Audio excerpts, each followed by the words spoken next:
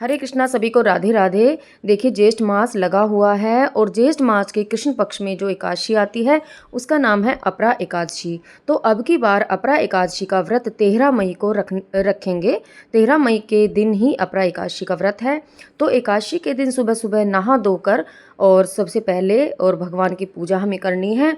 तो सबसे पहले हम अपने ठाकुर जी को, अगर आपके घर में लड्डू गोपाल जी हैं या कोई और विग्रह हैं भगवान के, राधा कृष्ण के या सालिग्राम जी के, जो भी आपके घर में विग्रह हैं ठाकुर जी के, उनका आप स्नान कराएं। तो देखिए, जब भी आप एकादशी की पूजा का जो पूजा करते हैं ना, उसमें ज़्यादा से ज़्यादा चंदन का यूज़ करें। तो यहाँ मैंने चंदन से स्वास्तिक बनाया है और तुलसी पत्र आप अवश्य रखें, क्योंकि हमारे ठाकुर जी तुलसी से ही प्रसन्न होते हैं। तो तुलसी दल मैंने रख लिया है और उसके बाद मैं दही से स्नान करा रही हूँ, क्योंकि देखिए ज्येष्ठ मास में ये एकादशी आती है तो दही बहुत ही ठंडी होती है। तो भगवान के लिए आप पंचामृत का भी यूज़ कर सकते हैं, पंचामृत बना सकते हैं। मैंने खाली दही से ही भगवान का स्नान कराया है। तो दही से भगवान का स्नान कराया है और उसके बाद हम सुंदर सा अपने ठाकुर जी का श्रृंगार करेंगे। अगर सालग्राम जी हैं तो उनका भी आप स्नान करा लें और उनको भी आप इसी तरह से दही से पंचामृत से स्नान करा लें। उसके बाद हम अपने ठाकुर जी का अंग पोषण कर देंगे। हमें अंग पोषण अच्छे से कर देना है और उसके बाद हम सुंदर सा इनका श्रृंगार करेंगे।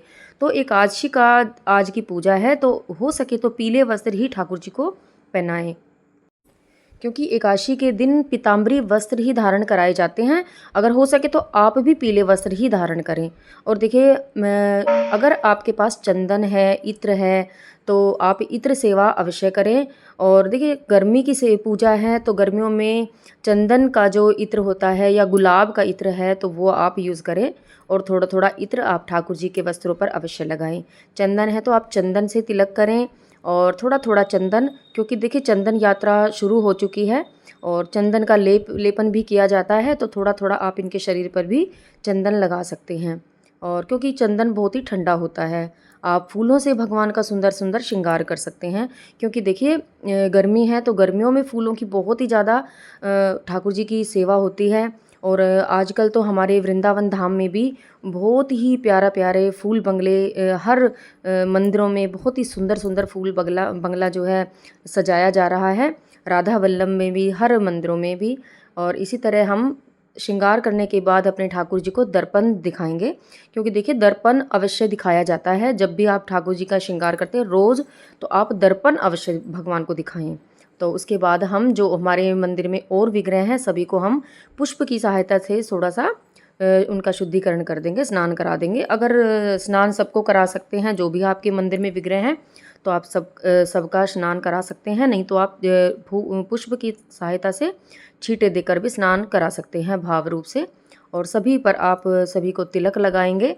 ये हमारे गुरुजी हैं, देवरा बाबा हैं, तो हमने इनको भी छींटे लगाकर भाव रूप से स्नान करा दिया है और चंदन का सबको तिलक लगाएंगे। ये पूजा आप अपने घर के मंदिर में भी कर सकते हैं, नहीं तो आप चौकी लगाकर भी कर सकते हैं, वो आपकी इच्छा है।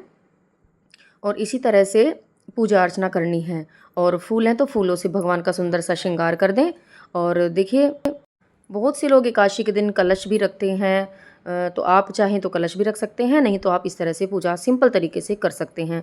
और फल आप भगवान को ज़रूर अर्पित करें प्रसाद में। फल आप देखिए कोई भी फल ले सकते हैं, नहीं तो ऋतु फल है, आजकल चला हुआ है, खरबूजा है, खीरे हैं, ककड़ी, तो ये फल भी आप भगवान को भोग लगा सकते हैं। और मीठे में आप कुछ पेठे की मिठाई होती है, जो भी अन्न ना हो, एकादशी है क्योंकि, तो वो आप भोग लगा सकते हैं।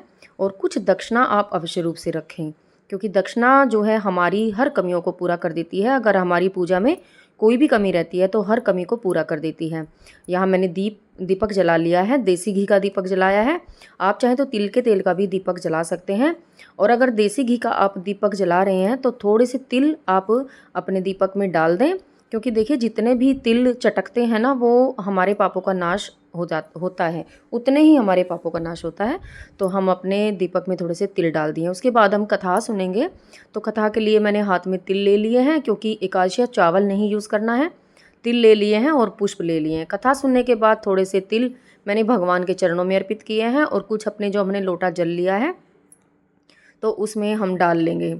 और कथा सुनने के बाद हम अपने भगवान की सुंदर सुंदर आरती करेंगे। और आरती करने के बाद जो हमने जल का लोटा लिया है वो हम सूर्य देवता को अर्पण कर देंगे।